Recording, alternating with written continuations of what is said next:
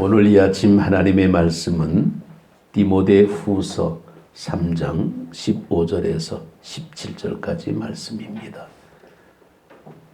디모데후서 3장 15절에서 17절까지 말씀을 우리 같이 읽도록 합니다.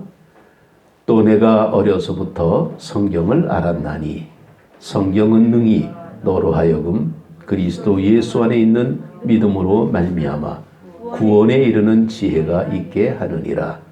모든 성경은 하나님의 감동으로 된 것으로 교훈과 책망과 바르게 함과 의로 교육하기에 유익하니 이는 하나님의 사람으로 온전케 하며 모든 선한 일을 행하기에 온전케 하려 함이니라.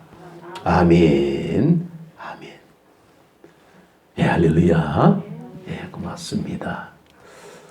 네, 오늘 하나님의 말씀을 읽을 때에 구원에 이르는 지혜, 하나님의 말씀이 바로 구원에 이르는 지혜를 주는 귀한 말씀입니다.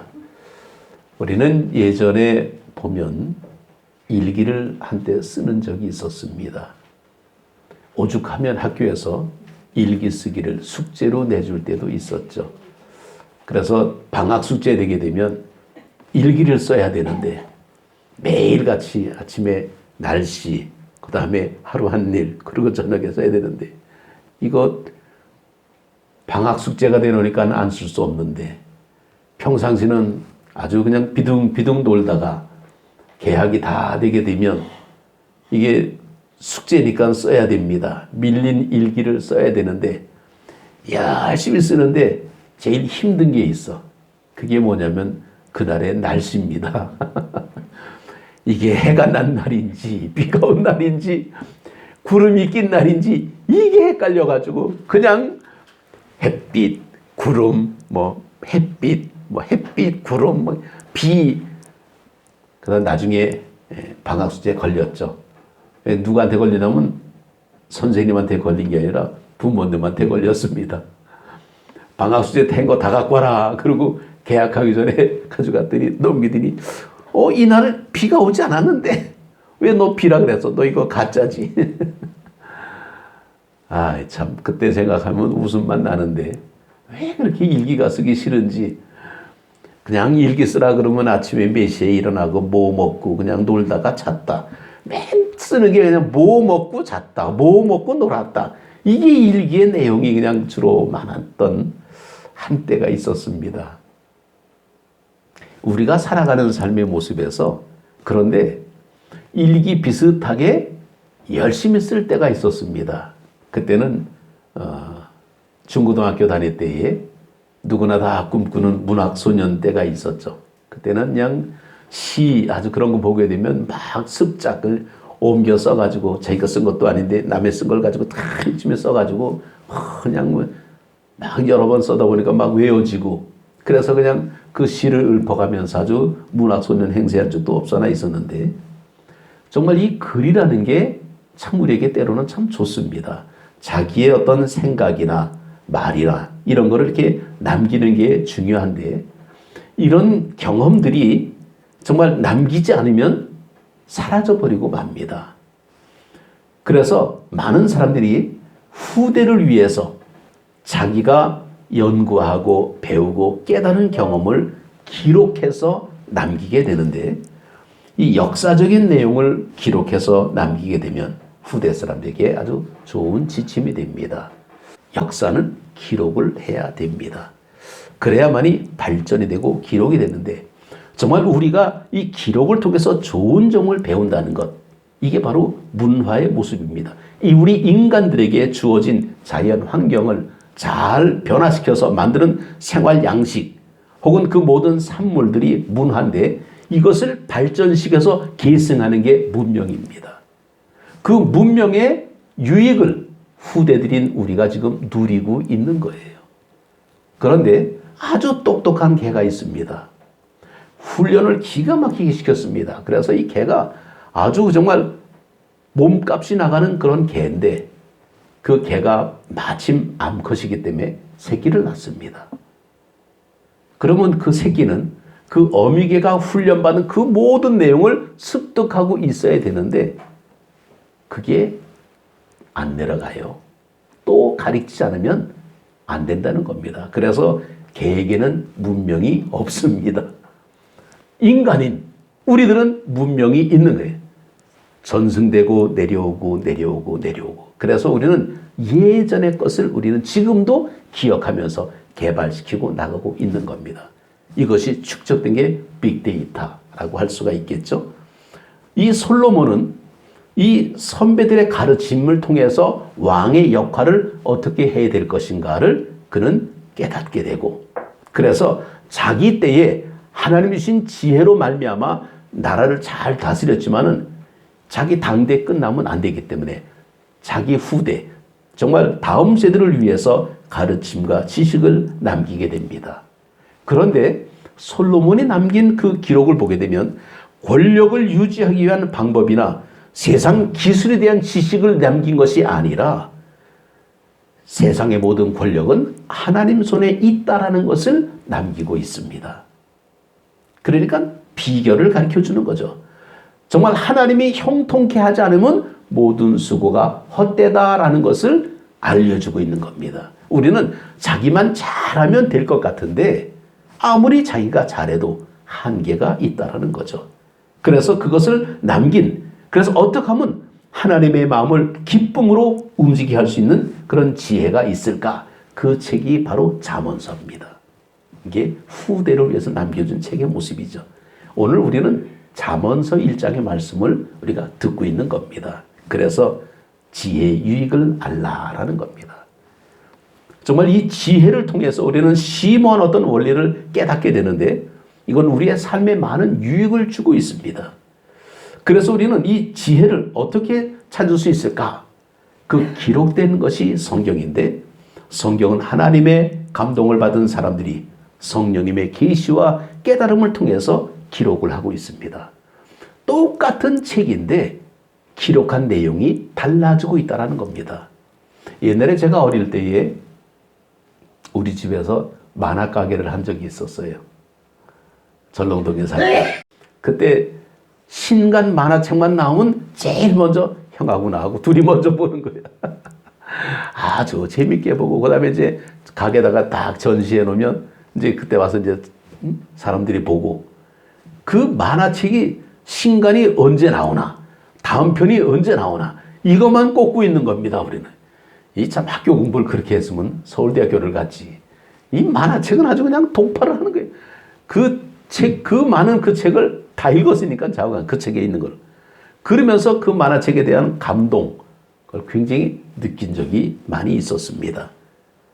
만화책을 봐도 우리가 감동이 되는데 성경책을 보고는 감동을 못 받으면 성경책이 잘못된 게 아니라 성경책을 잘못 보고 있다라는 겁니다.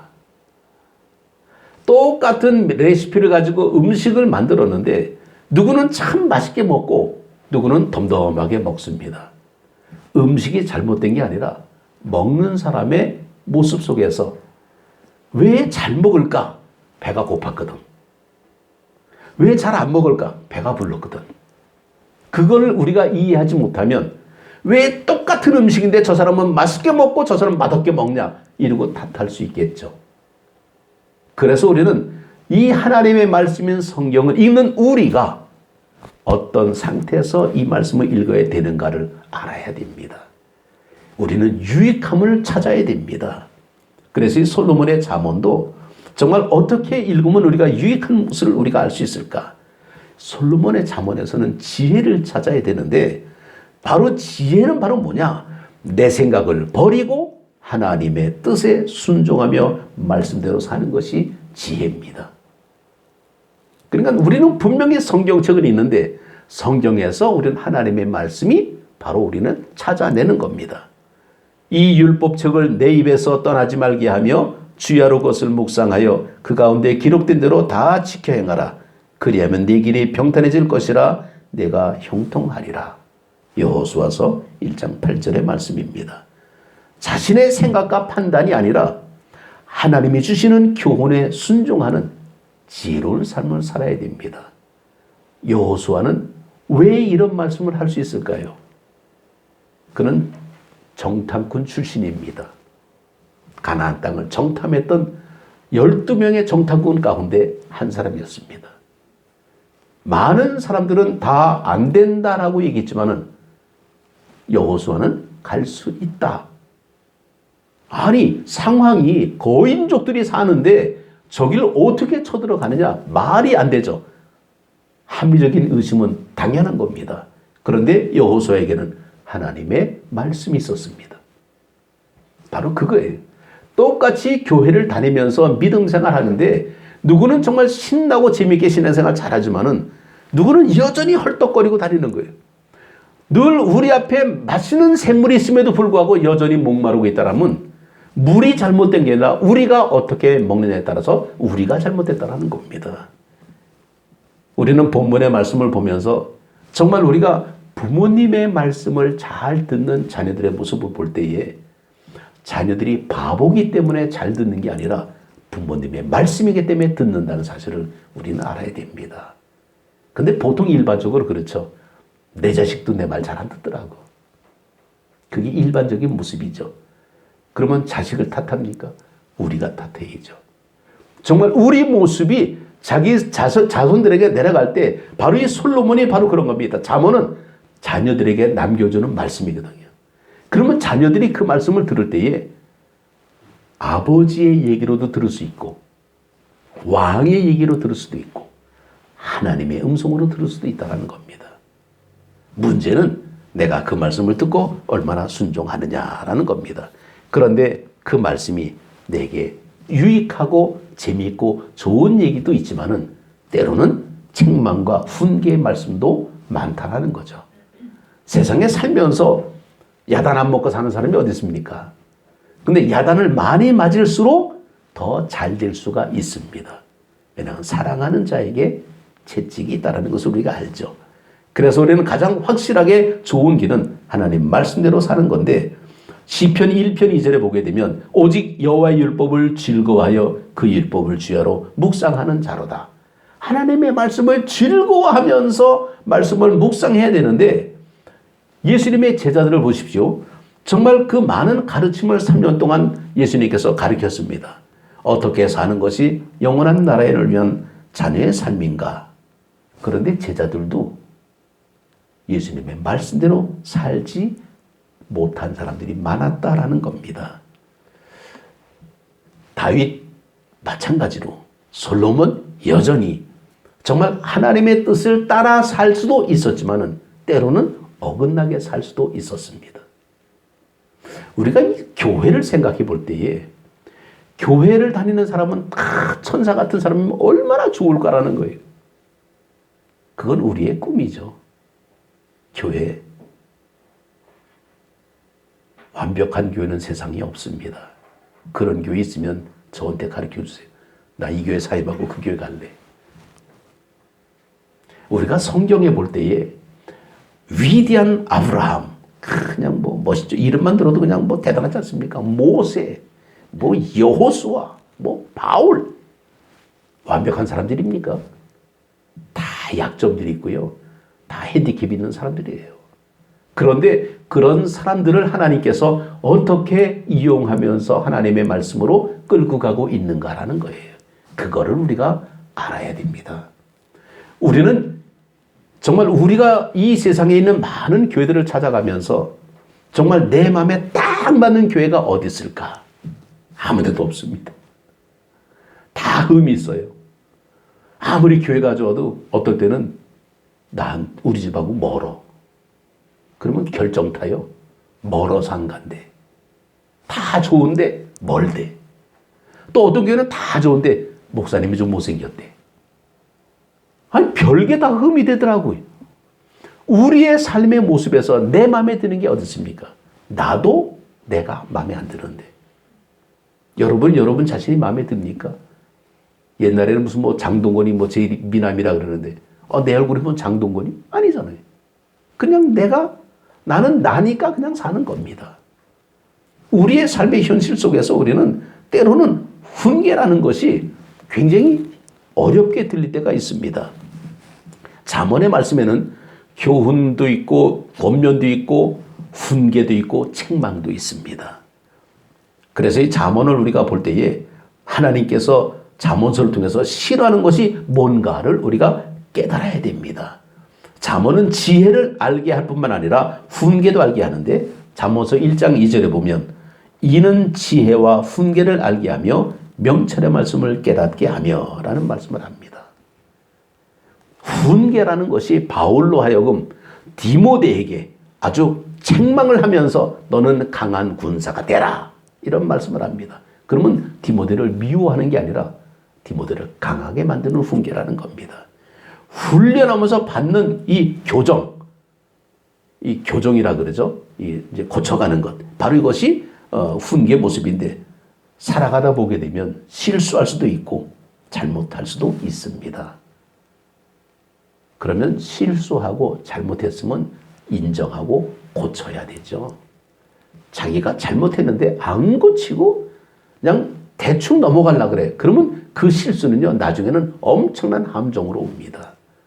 작은 것 하나 해결하지 못하면 더 큰 것이 우리를 힘들게 할 수 있다는 겁니다. 그래서 우리는 훈계를 들을 때는 아프고 창피하지만은 그러나 바른 삶을 살기 위해서는 반드시 훈계를 들을 귀를 가지고 있어야 됩니다. 좀 아프고 창피해요. 부끄럽고. 그러나 부끄러운 건 잠시고 우리 속에 영원함을 우리가 살아야 되지 않겠습니까? 정말 우리는 잘 몰라도 이 우주선 연구하는 사람들 보게 되면요. 로켓은 그냥 발사하면 그거 끝난 것 같지만은 아닙니다. 이 로켓을 발사해서 우주선이 올라가도 중간 궤도에 그걸 또 조종하는 그런 기관이 또 있어요. 거기서 다 지시받고 다 계획을 세우고 그리고 궤도를 도는 겁니다. 그냥 모든 것이 한 번에 다 이루어지는 거 결코 없습니다. 우주센터라는 게 바로 그런 거죠. 다 정거장이 있다라는 겁니다. 정거장을 통해서 거기서 교정되고 수정하고 목표를 다시 생기고 그러면서 건너가는 것이 우리의 삶의 모습이죠.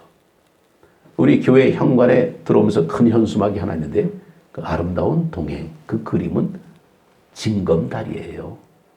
그 그림을 자세히 보게 되면 돌덩이가 이렇게 다 징검다리.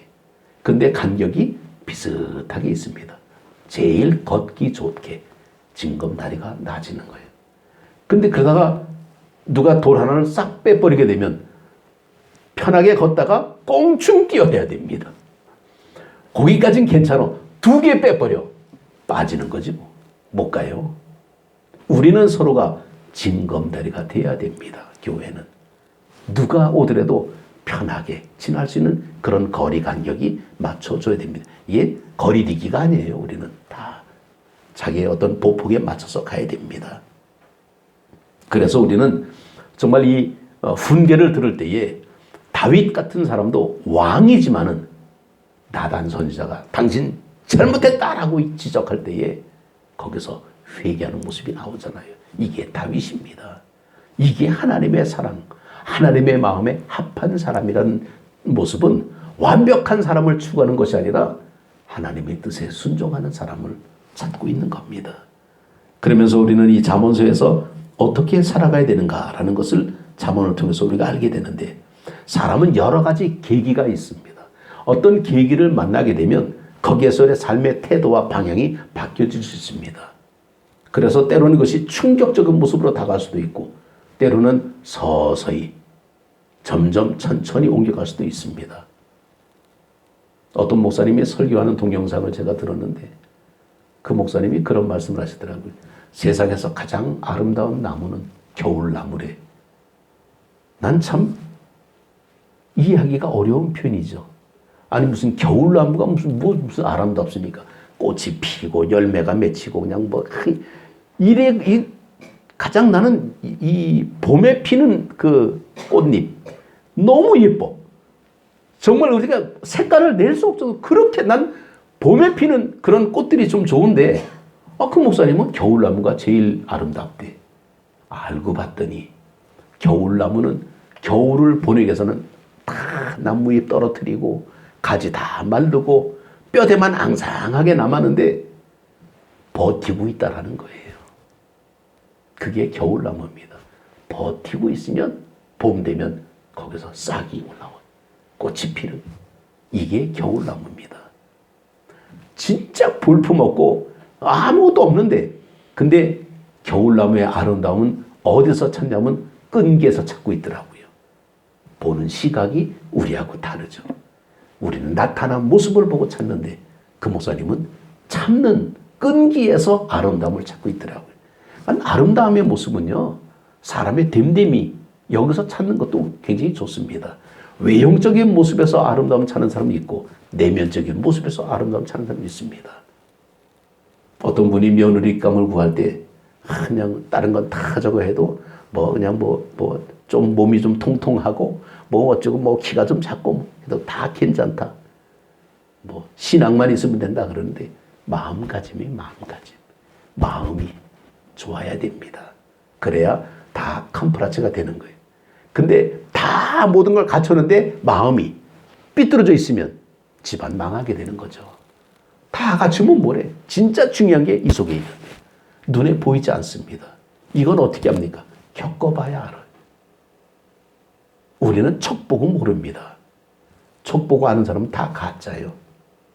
의사들도요, 환자를 볼 때에 척 보고, 당신은 어디가 아프고, 신장이 안 좋고, 무슨 췌장이 어떻고, 다 그냥 돌팔이요, 그냥. 무지하게 검사합니다. 검사 다 해가지고, 그 데이터 다 찾아보고, 그리고 그 데이터가 맞는지 확인해보고, 그러고 난 다음에 처방이 나오는 거예요. 이게 진짜 명의입니다.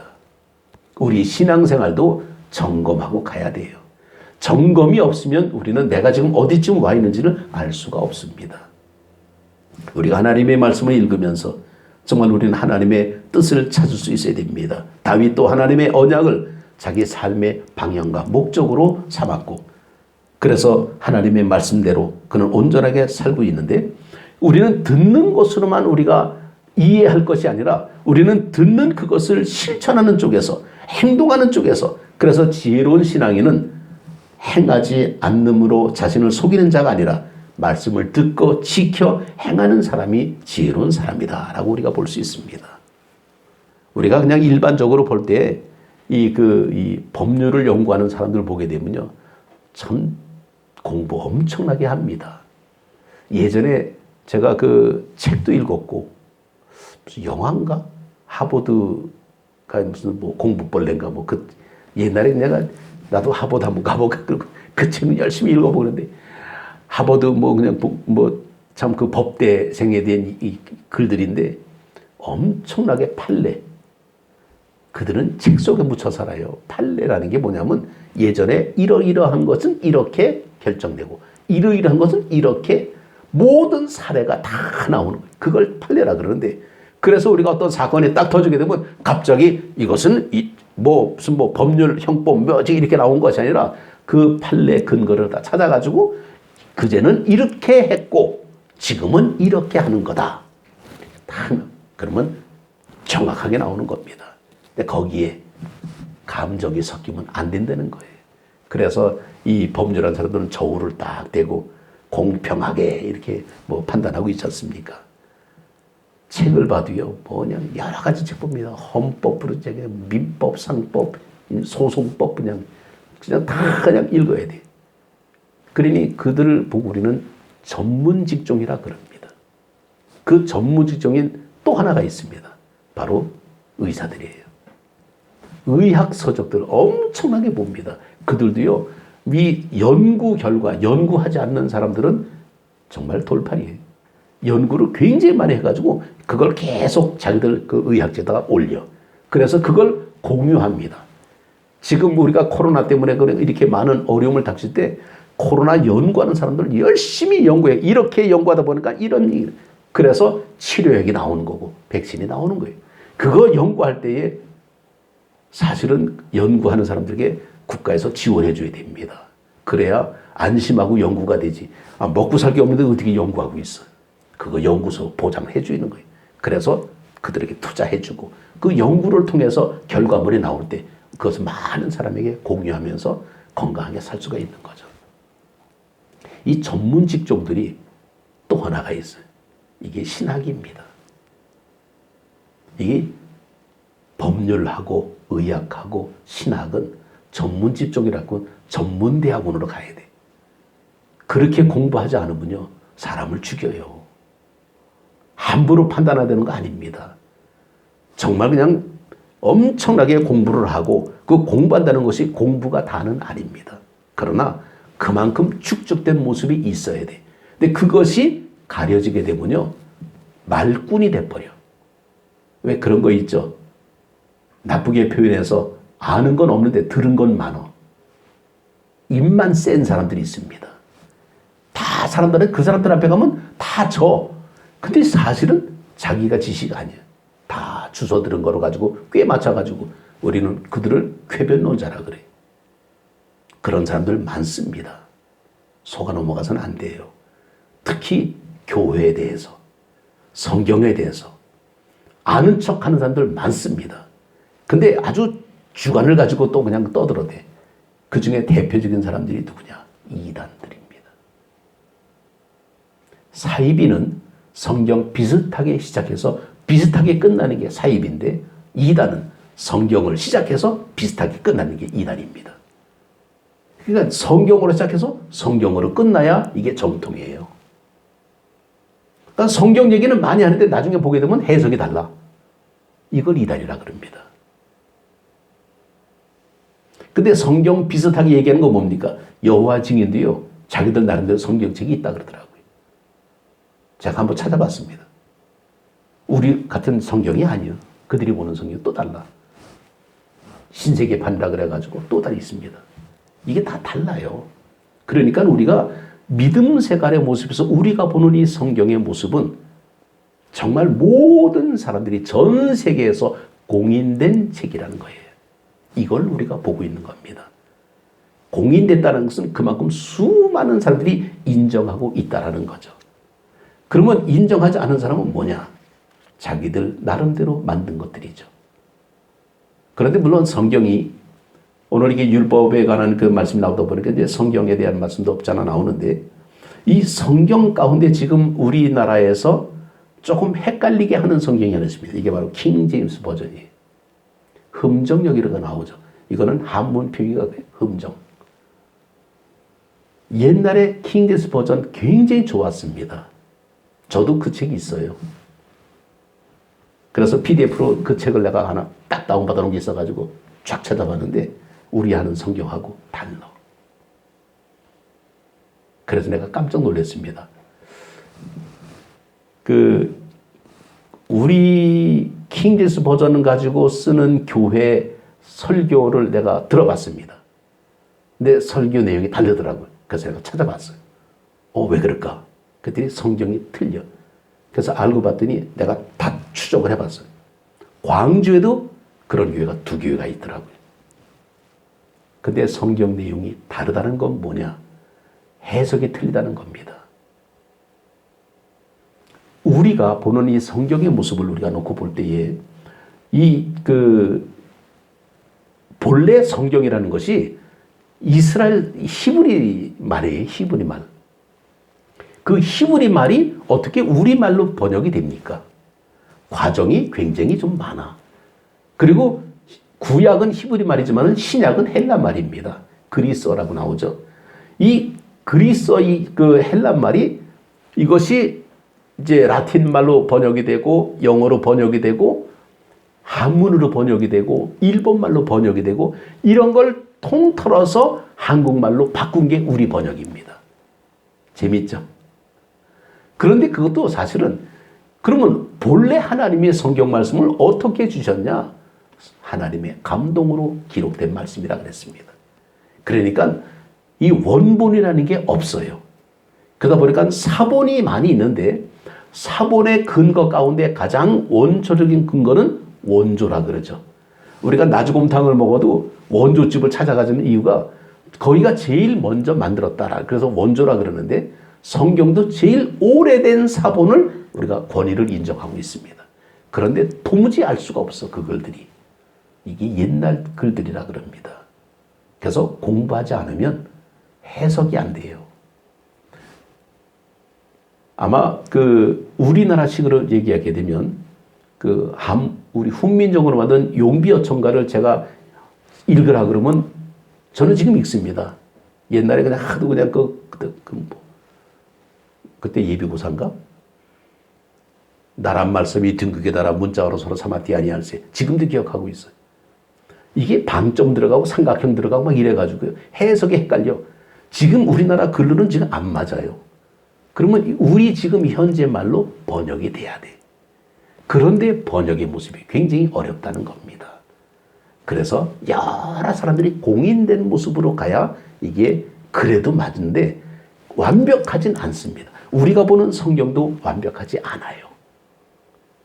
그래서 우리가 성경을 우리가 볼 때에 그 교회에서 이렇게 그 공인된 그런 말씀. 우리는 지금 개역 개정판 성경을 보고 있습니다. 좋습니다. 근데 사실은 저 개인적으로는 새번역 성경 보고 있어요. 그게 더 좋아. 나는 내가 볼 때는. 근데 이게 다 업그레이드 되는 거예요. 다 업그레이드 되는 모습은 단계가 나오는데 이 킹제임스 버전은 무슨 문제가 있냐면 이게 1611년에 이제 만들어진 건데 킹 제임스 왕입니다. 왕이 그 성경을 번역하라. 그리고 명령이 권위가 있잖아요. 영국에서. 이때 당시에 사실은 영국에 성경이 있었습니다. 제네바반이라 그래가지고 청교대들이 쓰는 성경들이 있었어요. 근데 청교들의 성경은 귀족하고는 조금 안 맞아. 내용이. 그래서 이 귀족들 입장에서는 이 성경을 좀 인정을 안 하는 모습이 있습니다. 그러다 보니까 이 왕이 그러면 귀족들도 인정하고 너희들도 인정하는 성경을 만들어 봐라. 그래갖고 학자가 한 40몇 명이 그냥 모여갖고 책을 만든 게 킹제임스 버전입니다. 정말 멋있어요.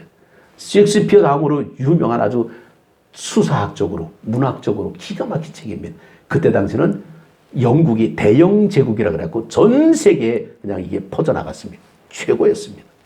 지금도 거기에 대해서는 우리는 인정하고 있습니다. 너무 좋습니다. 그런데 거기에 오류가 발견되기 시작을 합니다. 아, 이건 아닌데. 인쇄하다가 막 빠져버려. 그래가지고 한 번은요, 10계명에 나오는 출애굽기 14장의 말씀 가운데 간음하지 말라라고 나오는데 인쇄하다가 요게 빼졌어. 그래갖고 간음하라. 이러고 나와버렸어요. 난리가 났습니다. 아니, 성경 있다가 왜 하나님이 간음하라고 나와? 다 회수해. 그래갖고 회수했는데 회수가 덜 된 게 있어. 그게 얼마 전에 경매에 나왔는데 돈 무지하게 비싸게 팔렸대. 이게 오류라는 거예요. 인쇄하다가도 실수가 나온다는 겁니다. 번역하는 것은 말할 것도 없고. 그래서 우리가 흔한 말로 이 성경 번역의 모습 가운데 재미나는 것은 이 헬란 말로는 이제 우리가 그 마태복음 19장을 보게 되면 이제 그 바늘귀라는 게 나오잖아요. 우리 성경에 바늘귀. 우리 성경에 바늘귀인데 본래 헬라 말로는 바늘눈입니다. 바늘눈이. 근데 이것을 바늘눈을 이 중국 판으로 이제 한문으로 바꾸면서 바늘구멍으로 바꿨네. 그걸 바늘구멍을 우리는 바늘귀로 바꾼 거예요. 이해가 됩니까? 원래 헬라 말로는 바늘눈이요. 이게 중국 성경에는 바늘구멍이고 우리 성경은 바늘귀고 어느 게 맞아요? 다 맞아요. 틀린 건 아닌데 번역의 모습에서 바뀌어지고 있다는 겁니다. 그 시대에 맞게 번역되고 있습니다. 그런데 오류가 많이 나오는 것 중에 바로 킹제임스 버전이에요. 그들이 주장하는 게 뭐냐면 성경은 완벽하다라고 주장합니다. 오류가 많은데 완벽하대. 그리고는 지금 나온 성경은 다 전부 마귀 번역이다라고 무시하고 있습니다. 이게 문제라는 거예요. 그래서 우리는 안 봅니다. 지금도 그것 때문에 문제가 많아요. 그런데 그 내용 속에서 이단들은 그런 걸 또 교묘하게 이용을 합니다. 그래가지고 비슷하게 넘어가. 제가 그랬죠. 성경 가지고 가는데 비슷하게 가는 건 이단이라 그랬죠. 원래 술 취한 사람이 자기는 안 취했다 그래. 근데 보면 노는 게 그런 논리로 놀고 있어. 그럼 누가 뭐라 그럽니까? 아유, 저 이단 아니냐. 그런 얘기가 저절로 나오고 있습니다. 자기들은 아닙니다. 우리가 볼 때도 아닌 것 같아. 근데 노는 건 그래. 그럼 뭐라 그러겠어요? 참 어렵습니다. 그런 문제들이. 성경 제대로 알아야 됩니다. 그리고 그 성경을 찾아가는 사람들은요, 다 똑똑한 사람들이 찾아가. 갈급하거든. 뭔가 알고 싶거든. 지금 현재 교회가 문제가 좀 있습니다. 그러니까 마음에 안 들어. 그러니까 여기저기 기웃기웃하다가 인기 있는 사람들이 주로 가니까 그거 좋은가 보다. 인기가 진짜입니까? 아니에요. 나를 찾을 수 있어야 됩니다. 하나님의 말씀으로 돌아와야 됩니다. 그래서 우리는 이 잠언서가 지혜의 유익, 나한테 구원에 이르는 지혜가 뭐냐? 정말 나에게 유익함을 주는 말씀이 뭐냐?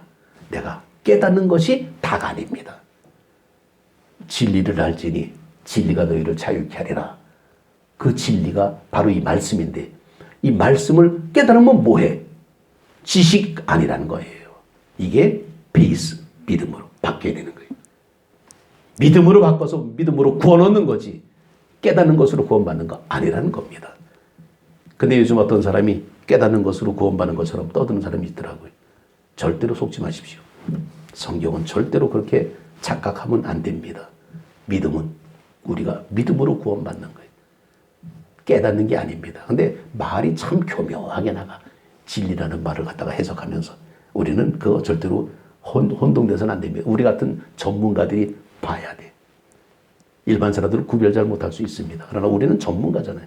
우리는 내가 볼 때 아니라는 거예요. 그래서 우리는 정말 하나님의 말씀이 나의 삶에 투명하게 가야 돼. 그런 사람들이 말하는 게 구원에 관한 모습이에요. 이 구원에 관한 이 말씀의 모습이 우리는 단번에 구원을 그러면 얼마나 좋습니까?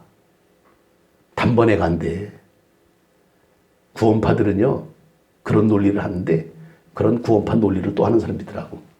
단번에 구원받습니까? 있을 수 있겠죠. 하나님이 하시면.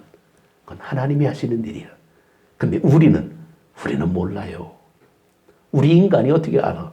하나님이 보여주는 대로만 따라가는 거예요. 이게 계시죠. 우리는 우리의 시각이 있는 겁니다. 오늘 하나님의 말씀을 읽으면서 구원에 이르는 지혜가 뭐냐? 하나님 주신 성령님이 주시는 깨달음의 모습인데 이 깨달음의 모습이 믿음으로 고백되어지는 거예요. 믿음은 들으면서 나고 들으면 그리스도의 말씀이라. 그래서 우리는 말씀인 성경을 잘 찾아가야 됩니다. 엉뚱한 성경 가지고 이게 진짜다 아니에요. 예수님 당시에도 성경 많았습니다. 근데 가짜 성경이야. 그래서 그걸 선을 걷습니다. 요거는 가짜, 그거는 위경, 요거는 좀 비슷한 것도 있는데 가짜는 아닌데 비슷해. 요건 외경. 그러고 바꿨어. 그리고 나머지는 뭡니까? 66권. 요건 정경. 이게 성경이에요. 이 역사들을 다 우리가 알고 가야 됩니다. 근데 교회에서 이런 거 제대로 잘 못 가르치거든. 왜냐하면 말씀을만 선포하지 제대로 못. 그러니까 공부도 하는 거예요. 우리가 오늘 저는 이것을 이 말씀 속에서 찾아가는 겁니다. 하나님의 말씀, 구원에 이르는 지혜. 우리는 밥이 한 번에 확 됩니까? 천천히 뜸 두드려가면서 그래야 맛있게 되는 거예요. 하나님을 믿는 믿음으로 출발하지만은 내가 구원받았지만은 내 구원이 완벽하지가 못하니까 구원에 이르는 성화로 올라가는 겁니다. 이게 단계예요. 스텝 바이 스텝으로 성화, 저 높은 곳을 향해서 올라가는 거예요. 그래서 주님 만나는 그때가 영화예요. 깨닫고 우리가 고백하고 구원받고 이게 중생입니다. 그러니까 중생, 성화, 영화 이게 감리교 교리입니다. 성결교는 여기 하나 더 있어. 신유가 들어가. 중생, 신유, 성화, 영화 이게 올라가는데 우리는 중생, 거듭남 통해서 성화, 그 다음에 영화. 영화는 하나님과 함께하는 겁니다. 그건 천국 생활이지. 그건 아직까지 이 세상에서는 없습니다. 우리는 성화예요. 성화 단계로 계속 올라가는 겁니다. 그런데 가다 보게 되면 때로는 넘어져요. 내가 아무리 구원받아도 넘어집니다. 근데 구원파들은 죄의식이 게 없어. 구원받았기 때문에. 근데 우리는 부끄럽잖아요. 회개하는 겁니다. 근데 구원파들은 회개가 없어요. 구원받았으니까 회개 안 하더라고. 이런 게 차이가 나는 거예요. 그러니까 우리는 정말 하나님의 말씀을 잘 듣고 잘 배우고 익히고 날마다 하나님 앞에 회개하면서 한 걸음 한 걸음 나아가는 겁니다. 한 번 씻었다고 깨끗합니까? 가만히 있어도 먼짓 하는데 또 땀나는데 또 씻어야 되잖아요. 내가 우리 하나님 앞에 기도하고 내가 정말 천사 됩니까? 누가 좀 이상한 짓 하게 되면 홀랑 넘어가 유혹에 빠져. 우리는 맨날 유혹에 빠지는 거예요. 맨날 시험이요 그냥. 근데 그 시험이 유혹 때부터 있으면 안 된다는 거예요. 우리는 시험을 디디고 이겨서 우리는 더 단련되는 모습으로 나아가야 됩니다. 욥기처럼. 그래서 우리는 정같이 나오는 믿음, 이게 최상의 믿음. 하나님이 기뻐집니다. 다윗이 무슨 뭐 완벽해서 뭐 하나님 앞에 구원받습니까? 그냥 주님 따라가면서 회개하면서 따라가니까 그렇게 되는 거예요. 우리는 그렇게 살아가시기 바랍니다. 구원에 이르는 지혜, 이 지혜로 여러분들의 삶의 모습이 정말 하나님의 말씀으로 주의 말씀이 내 발의 등이요 내 길의 빛이라 말씀을 따라가면서 하나님 나라 갈 때까지 함께 서로 사랑하는 우리 모두가 되시기를 주님의 이름으로 축복합니다. 기도드리겠습니다.